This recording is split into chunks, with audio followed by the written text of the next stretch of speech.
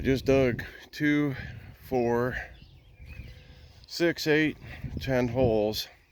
My wood for the deck. This includes all the beams and the joists.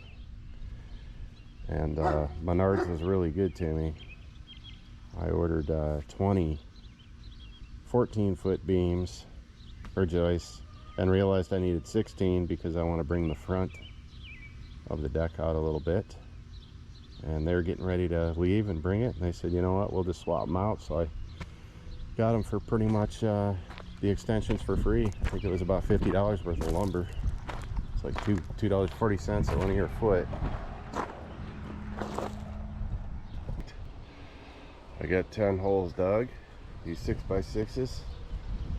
I got 5 10-footers, which are not cheap. Sorry about the wind, it's always windy out here. And this is the start to the deck.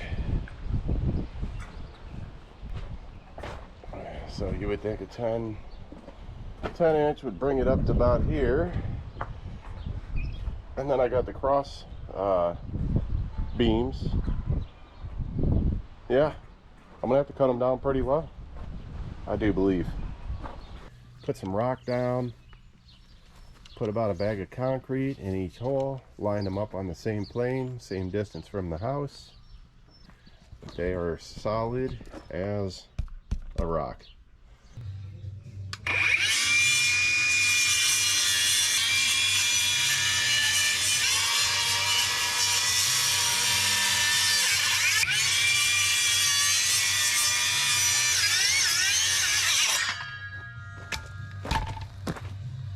The reason I didn't get all of them cut, this one, and one behind that post, is because my laser was not projecting because things are in the way. So I'm going to move forward, get those cut. How far I've gotten. And I just have this bar here to check level. I'm kind of just making this as I go. This beam should be out just a little. Proud of this beam. What I'm going to do is put joists up, and then I'll trim that up. One problem I'm going to have is when I put my joists across the end rim joist going this way, I won't be able to nail to, so I'm either going to have to toenail it, or I have to keep everything out this way. Nail the rim joist on the end of each joist, each lateral joist, and then just slide it completely back. So we'll cross that bridge when we get there. This here is an afterthought. This is just to create a little kind of almost a stage entry onto the rest of the deck. And then I'll put my stairs onto here, real wide stairs, so I don't have to worry about falling off the edge, whatnot. The weight you see here, I put this on here. I had it left over from when I was building. It's like butyl tape. It's real stretchy. As you can see, real sticky.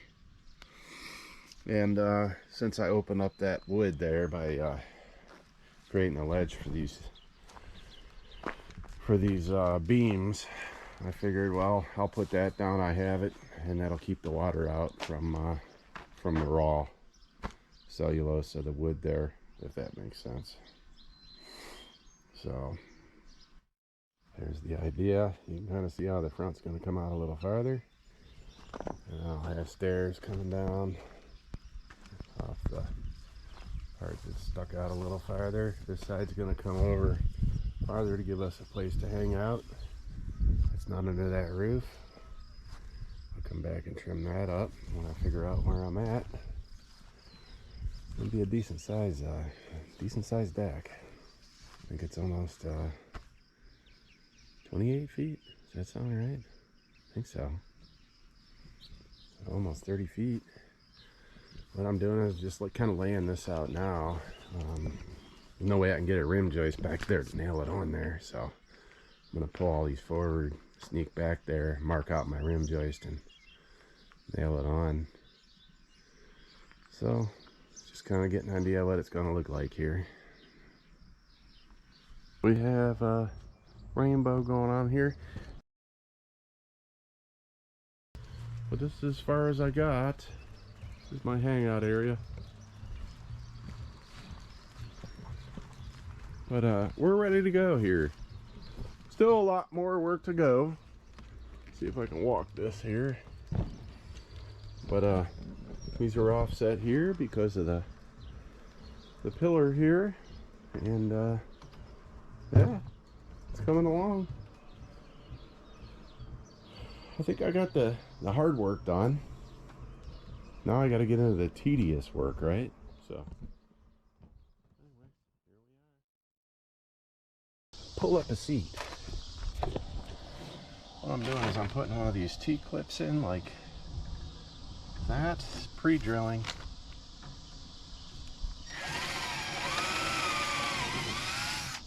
Get one of these small head Torx drive screws. And sliding her in just like yonder.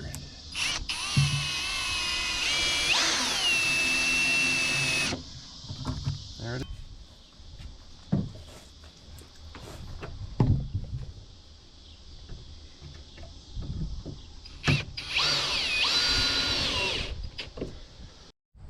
Well, I almost forgot the joist tape. I got that on. Might not look like it. That's 3 hours of work right there. Okay, I'm about to show you day, what, 3 or 4? This system is very tedious because you have to put the clips in and whatnot. Here we are. Also, every cut that I make, I have to get, there's some end seal over there, and I have to seal the ends.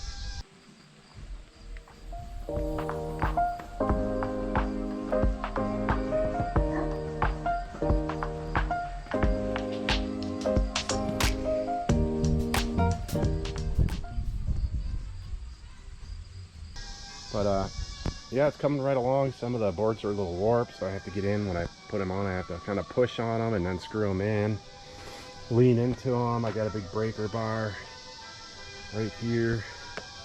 Sometimes I have to put a sacrificial little blocking on the side as leverage to put this big breaker bar in and kind of pull the board over.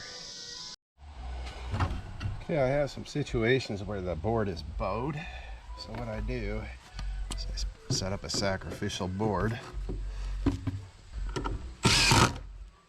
Put my old jack bar in and pull her shut and screw it in. Sometimes when I'm just short a little bit this way, I'll put a little block here on the side so I'm not wasting another piece. And just move forward. But yeah, this is what we got. All right, we're gonna get up there and cut some more wood. Feels like dropped from 102 earlier. It says feels like it's 98 Fahrenheit. What would that be Celsius? You subtract 32, multiply by 9/5, which is about half, so that'll put us right at about what, 35 Celsius? It's going to be warm out there.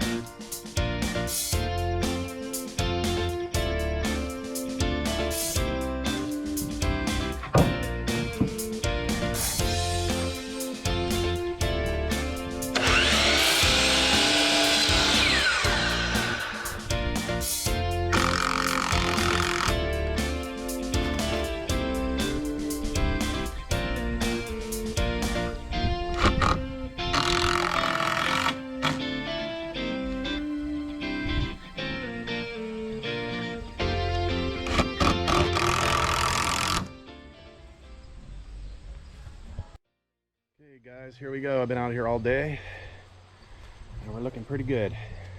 I have to finish that last strip. I'll leave a couple boards out for that. Got an extra board there. There's a little bit of scrap. There's a piece of scrap right there. I want to show you the other scrap that I have. This is the rest of the scrap. This is all extra. These are I'm gonna wrap the porch with that and give it a nice trim.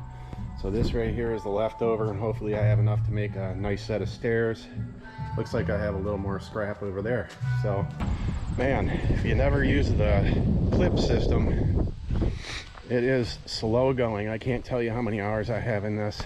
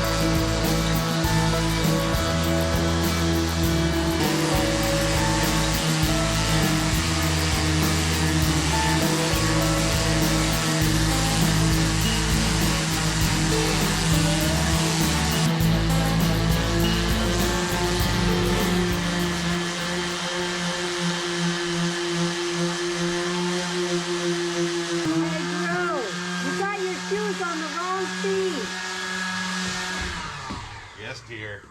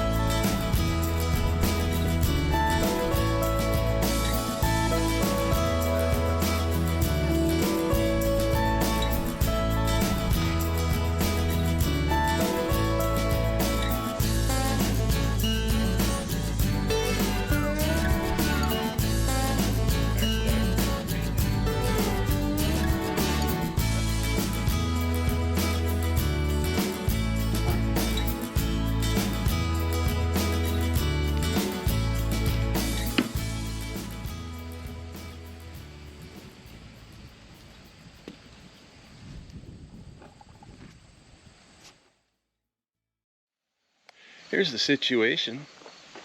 Need to cut my trim boards. Then I need to add some aggregate. I have about a half ton of aggregate in the back of my truck right now.